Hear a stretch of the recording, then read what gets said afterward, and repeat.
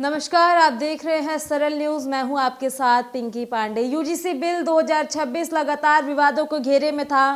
पहले सवर्णों के द्वारा इसका विरोध किया गया, उसके बाद की तस्वीरें आपने देखी। चंद्रशेखर रावण अपने समाज के लोगों को लेके, बहुजन समाज को लेके जंतर मंतर पर एकजुट हुए और एक इतनी बड़ी कॉल दे के गए सरकार को कि यूजीसी बिल को रेगुलेट किया जाए। इसके बाद की तस्वीरें लगातार आप देख रहे हैं किस प्रकार से दिल्ली यूनिवर्सिटी के अंदर यूजीसी बिल को लेकर प्रोटेस्ट चल रहे हैं। और इस प्रोटेस्ट में सबकी निगाहें उस वक्त चली गई जब एक महिला पत्रकार को उसकी जाति के नाम पर उसको पीटा गया, उसकी मॉब लिंचिंग की गई। एक तरफ सरकार चुनावों के दरमियान नारे देती है, एक है तो सेफ है, बटेंगे तो कटेंगे, और उसके ठीक तमाम एक साल बाद आपने तस्वीरें देखी, एक बिल आया, UGC bill, university grant commission के द्वारा। उसके अंदर एससी एसटी ओबीसी को काफ़ी बड़ी तरीके की योजनाएं देखने को मिली, कई तरह के प्रावधान देखने को मिले जिसका विरोध सवर्णों ने किया। अब इसको रेगुलेट करने के बाद निम्न वर्ण करते नजर आ रहे हैं। हमारे साथ अभी एडवोकेट मनीष गौड़ जी है, जो हाई कोर्ट और सुप्रीम कोर्ट के प्रैक्टिशनर है। और यदि इनके भूतपूर्व कामों की बात करूं तो एबीवीपी से ये छात्र संघ से जुड़े थे, छात्र नेता रहे हैं दिल्ली यूनिवर्सिटी के, और साथ में सरकार के उच्च कामों के लिए भी इनका अपना योगदान रहा है। सर, यूजीसी बिल को किस प्रकार से देख रहे हैं? लगातार कई तरह की तस्वीरें आ रही है यूजीसी बिल के बाद से। पहले इसका विरोध सवर्णों ने किया, अब इसको रेगुलेट करने की बात की जा रही है। रेगुलेट के साथ देश के तमाम हिस्सों से मारपीट तक की तस्वीरें देखने को मिल रही है। देखिए, समझ नहीं आता इस वक्त ऐसे यूजीसी बिल की आवश्यकता थी ही क्या। मैं भी पूर्व में छात्र नेता रहा हूँ। जब मैं दिल्ली यूनिवर्सिटी में पढ़ रहा था तो मैंने ये याद अगर मैं करता हूँ तो हमने कभी किसी की जाति की बात नहीं की थी। जाति के माध्यम से हम किसी को के बारे में सोचते थे। हमारे जो यार दोस्त जो भी थे सब किसी भी वर्ग से आते थे। और ये एक बात ये है कि ये कोई वर्ण व्यवस्था नहीं है, ये कर्म आधार है इसका। अब जो एससी और एसटी और ओबीसी है, वो जिस भी वजह से उनको एससी एसटी और ओबीसी बुलाया जाता है, वो काम तो कर ही नहीं रहे हैं आज की तारीख में। कोई वकालत कर रहा है, कोई डॉक्टर बन चुका है, कोई सरकार में अधिकारी है, कोई अध्यापक है, तो वो वर्ण व्यवस्था भी बदल चुकी है। अब तो कोई भी जाति का व्यक्ति कुछ भी काम कर लेता है। और सब मैं सरकार में भी रहा, मैं एम्प्लॉयज़ कंपनसेशन कमिश्नर रहा दिल्ली में, मैं लेबर वेलफेयर कमिश्नर रहा। तो हमने तो कर्मचारियों के बीच में जब काम किया है तो हमें तो ये भी नहीं मालूम है कि अमुक सरनेम से कौन सी जात को पहचाना जाता है। लेकिन अब जो हो रहा है उसके लिए जिम्मेदार मैं, जो कमेटी थी दिग्विजय सिंह की, इनको मैं जिम्मेदार कहूँगा, क्योंकि इतने अपने आप को राजनीतिक समझने के लिए इनको रखा गया था कि राजनीति से समझते हैं, समाज को समझते हैं, और ये कोई अच्छी बात करेंगे या अच्छा बिल लेके आएंगे, एक बैलेंस बात रहेगी उसमें। इसमें तो ऐसा लगता है जैसे ब्राह्मण, वैश्य और जो राजपूत हैं, क्षत्रिय हैं, वो बहुत बड़ा नरसंहार कर रहे हैं या उनके ऊपर अटैक कर रहे हैं, और जाति बिरादरियों पे उन्हीं को के खिलाफ ऐसा बिल लाना, ये अपने आप में काफ़ी गंभीर प्रश्न उनके खिलाफ खड़े होते हैं कि जो इसके मेंबर थे उनको भी सोचना था कि ये कैसा बिल आप पेश करने जा रहे हैं। उससे 140-45 करोड़ की यहाँ की जो जनता है उनके बीच में जब ये बिल जाएगा तो यूनिवर्सिटी का माहौल कितना बदल जाएगा, कितना खराब हो जाएगा। तो इसके लिए सारी जिम्मेदारी ये जो कमेटी थी और उसके अध्यक्ष जो दिग्विजय सिंह है, मैं उनको देता हूँ। Sir, right to equity UGC bill 2026 में बोला गया, और उसके साथ जेएनयू के प्रीमिसेस में, दिल्ली यूनिवर्सिटी के प्रीमिसेस में तिलक तराजू और तलवार, इनको मारो जूते चार के नारे गूंज रहे हैं। आप भी छात्र संघ से जुड़े, आप भी छात्र संघ के युवा नेता रहे एबीवीपी से। आज के टाइम में छात्र संघ का अपोजिशन और आपके टाइम के छात्र संघ का अपोजिशन का रवैया इसी प्रकार का था, या पहले का अपोजिशन ज़्यादा ठीक था आज के टाइम से, यदि कंपेयर किया जाए तो? देखिएगा, मैं उस काल में एक कम्युनिस्ट वर्ग था, एक कांग्रेस की इंटक थी, और अखिल भारतीय विद्यार्थी परिषद, तीन ये संगठन थे, और वैचारिक दृष्टि से ये हम अपनी बात रखते थे। किसी को अपना विचार अगर छात्रों में देना है तो अपनी हम छात्र संघ में वो बात उठाते थे। लेकिन अब जो हो रहा है, वो जो प्रेरित हो रहा है, वो हो रहा है जो पॉलिटिकल पार्टीज़ हैं। अभी 5 राज्यों में चुनाव हैं। मुझे तो ये लगता है कि दिग्विजय सिंह ने जानबूझकर अपने, क्योंकि उनके उसके अंदर काफ़ी मेंबर थे, कांग्रेस के भी मेंबर थे, और जो पारिवारिक पार्टी हैं उसमें से सबसे बड़ी परिवारवादी पार्टी तो कांग्रेस ही है, जिसमें उसी परिवार की एक चर्चा होती है और उसी परिवार के अध्यक्ष आते हैं। अगर बाई चांस कोई अध्यक्ष, दूसरे भी खाड़गे साहब भी आ जाते हैं, तो अध्यक्ष जो है नाम के लिए होते हैं, असल में एक ही परिवार की चलती है। लेकिन सर, मैं आपको यह काउंटर करना चाहूँगी, वर्तमान में शिक्षा मंत्री बीजेपी के है, पूरा सेंट्रल गवर्नमेंट बीजेपी के पास है, कैबिनेट बीजेपी की है, धर्मेंद्र प्रधान शिक्षा मंत्री बीजेपी के है, मुहर तो आखिरी उनकी ही लगी है। इस प्रकार के बिल यदि लेके आए तो इसको इंट्रोड्यूस जनता के बीच ढंग से करना चाहिए था। और यदि ऐसी तस्वीरें वो लगातार देख रहे हैं कि इसके ऊपर जंग छिड़ी हुई है एक बिल को लेके, तो एक प्रेस वार्ता का आयोजन करना तो ज़रूरी था ना, और इस बिल को एक्सप्लेन करना भी ज़रूरी था। यदि वो कहते नज़र आ रहे हैं कि भ्रामकता फैलाई जा रही है, तो भ्रामकता जो फैलाई जा रही है, जो सवाल उठ रहे हैं, उन सवालों का उत्तर देना भी तो बीजेपी के हाथ में था, शिक्षा मंत्री के हाथ में था।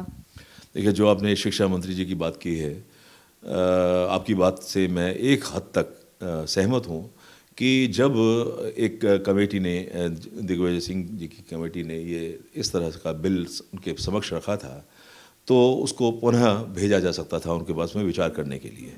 वो क्यों नहीं भेजा गया, उनसे क्या कहाँ चूक हुई, ये उनसे प्रश्न पूछे जा सकते हैं।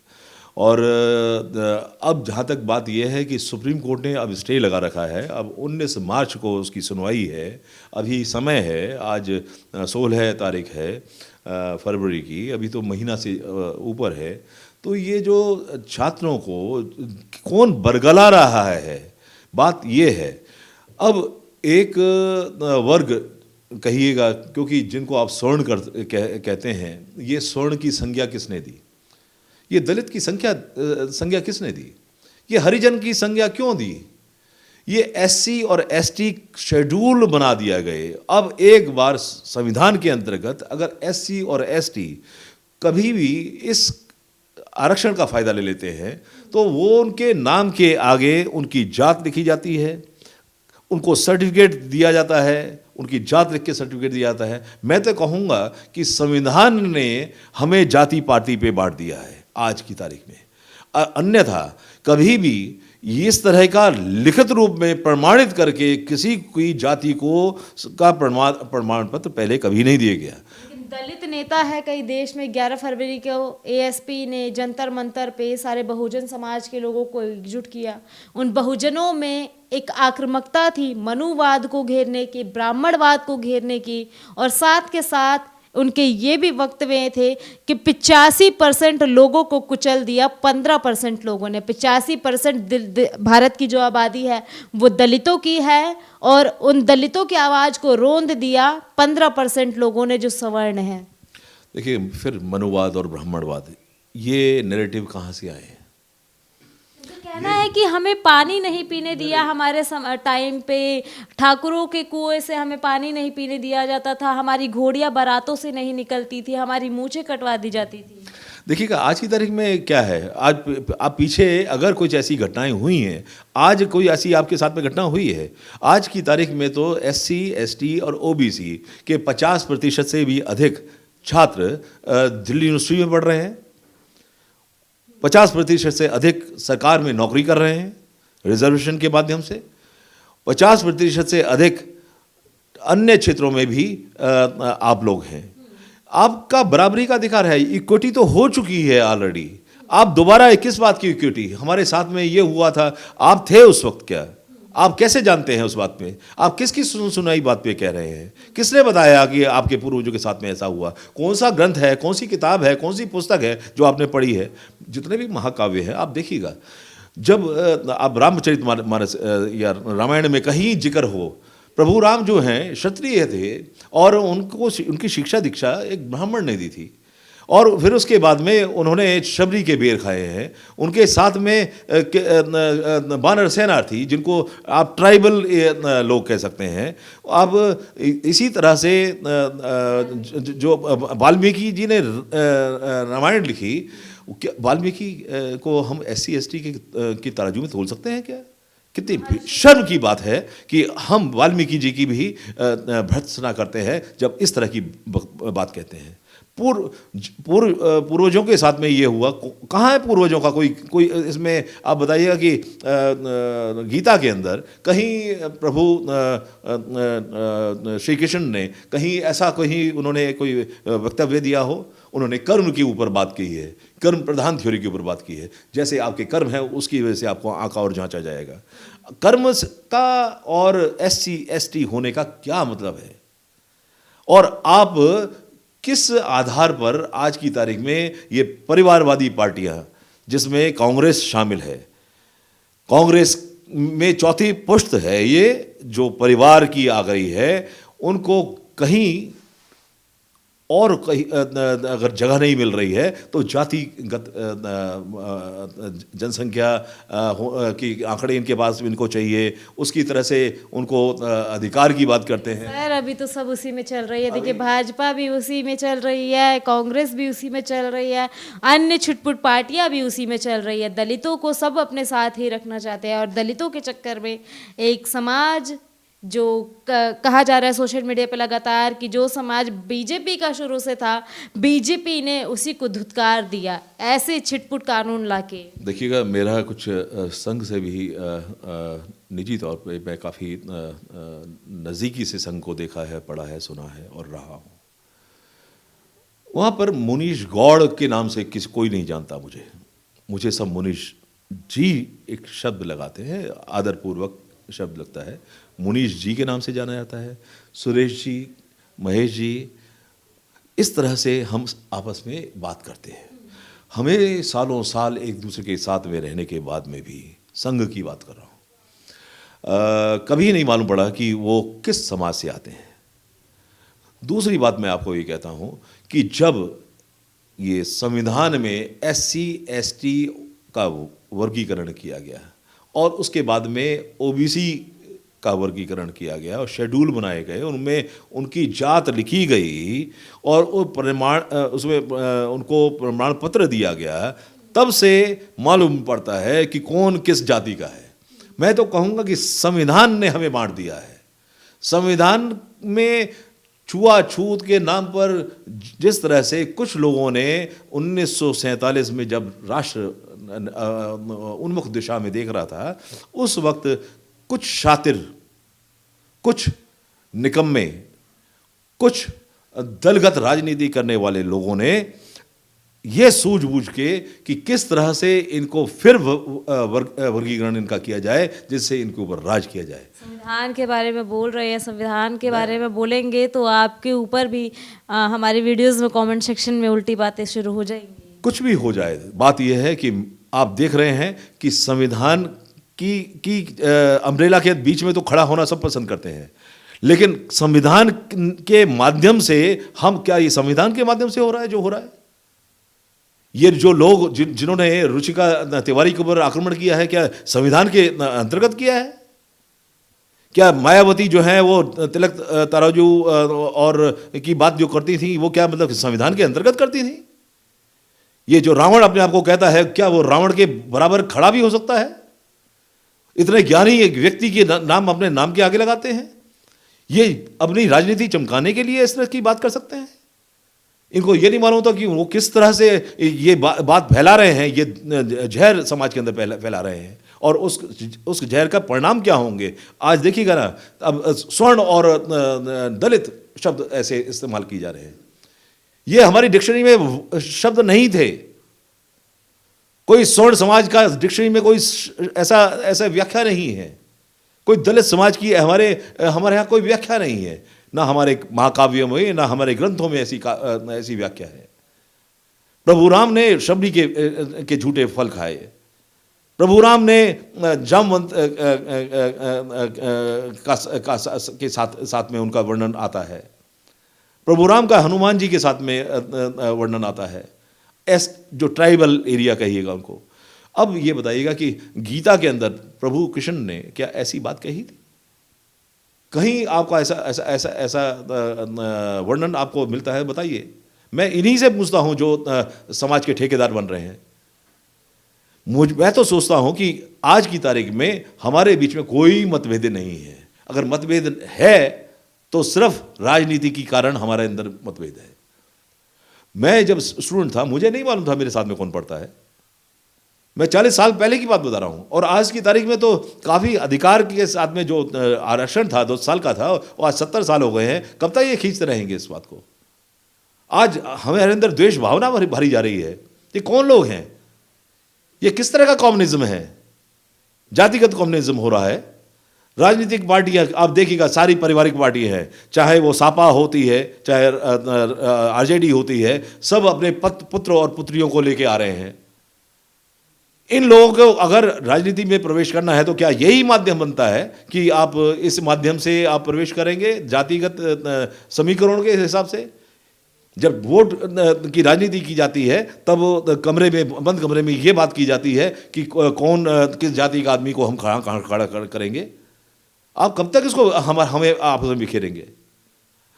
अब आप देखिएगा कि जब भी भाजपा की आपने बात कही थी, मैं उसका जवाब देता हूं। भाजपा ने कभी ये नहीं कहा कि जाति भेद के ऊपर, उन्होंने कहा कि सब एक रहिए, आप सेफ रहेंगे।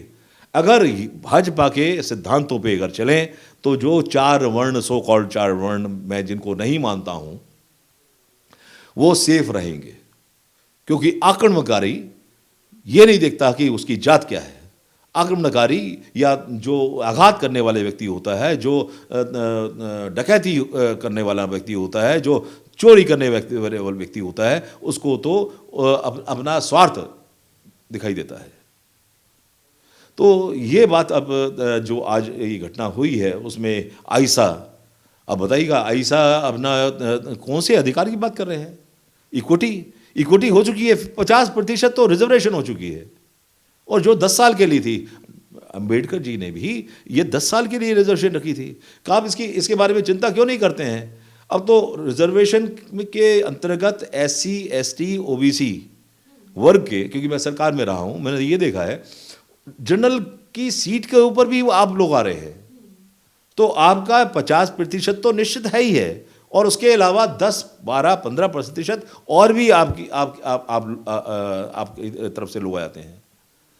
अब 3, 4, 5 पुश्तें हो चुकी हैं, सरकार अभी तक नहीं जागी है। 80 वर्ष होने जा रहे हैं भारत के को स्वाधीन हुए। अब मेरे को लगता है कि अब हमें दोबारा पुनः संविधान को सोचने और बदलने की भी बात करनी चाहिए। और ये बात जो है हम में से निकलेगी, आप में से निकलेगी, मुझ में से निकलेगी, जो आम जनता है उसमें से निकलेगी। अन्यथा ये जो राजनीतिक पार्टी हैं, ये हमारे बीच में इसी तरह की दीवारी खड़ी करते रहेंगे। हमें इनके चेहरे पहचानने पड़ेंगे, इस रावण को पहचानना पड़ेगा, ये जो कलयुग का रावण पैदा हुआ है। कितना व्यभिचारी आदमी है, इसकी किस तरह की समाज के अंदर क्या क्या बोलता है ये आदमी। इनके ऊपर सुप्रीम कोर्ट क्यों नहीं देख रही है? सुप्रीम कोर्ट को इसकी तरफ भी विचार करना चाहिए। और आज अब जो है दोनों तरफ से FIR हो रही हैं, और वहाँ पे BNS की धारा 74 है, BNS की धारा 115(2) है, और 126 (2) है। इनमें अब छात्रों के खिलाफ मुकदमे दाखिल हो रहे हैं। उनका वो भविष्य बनाने गए थे, वहाँ पढ़ने गए थे, या ये राजनीति करने गए थे? ये इनके मोहरे क्यों बन जाते हैं राजनीतिक पार्टियों के? तो मैं तो एक अपील करता हूँ छात्रों से भी कि आप अपने आप को बलि का बकरा नहीं बनाएं। आपके माता पिता ने आपके ऊपर बहुत धन खर्चा है, आपके ऊपर बहुत समय दिया है। आप पढ़ाई पे जोड़ दें, आप इनके खेल इनके बीच में अपने आप को ना लेके आएँ, और बल्कि आप इनको सबक दें, एकजुट होकर सबक दें कि हमें ऐसा कोई बिल नहीं चाहिए। अब बिल की आवश्यकता नहीं है। इस युग में, इस वक्त में हमें ऐसे किसी बिल की आवश्यकता नहीं है। चलिए, बहुत बहुत शुक्रिया सर हमारे साथ जुड़ने के लिए। देखिए, आपने इनके विचार सुने यूजीसी को लेके, इसके साथ साथ एक बड़ा स्टेटमेंट इन्होंने दिया कि संविधान को एक बार विचार करने की ज़रूरत है, संविधान को बदलने की ज़रूरत है, और आने वाले समय में 19 तारीख को सुप्रीम कोर्ट की सुनवाई है यूजीसी को लेके। क्या बदलाव आते हैं, क्या बदलाव नहीं आते। एक समाज की यही मांग थी कि यदि कोई फॉल्स एलिगेशन लगाए तो उसके ऊपर उनके पास अपने बचाव के लिए कोई कदम नहीं है। अब आने वाले समय में सुप्रीम कोर्ट इस पर क्या सुनवाई करेगा। यूजीसी बिल को रेगुलेट करने के लिए एक समाज लगातार सड़कों पे उतरा हुआ है, इसका विरोध करने के लिए पहले एक समाज उतरा हुआ था। अब आपकी अपनी क्या प्रतिक्रिया है यूजीसी बिल को लेके, कमेंट सेक्शन में ज़रूर बताइएगा, और ऐसे ही अन्य खबरों के लिए बने रहिए हमारे साथ। आप देख रहे हैं सरल न्यूज़, मैं हूँ आपके साथ पिंकी पांडे।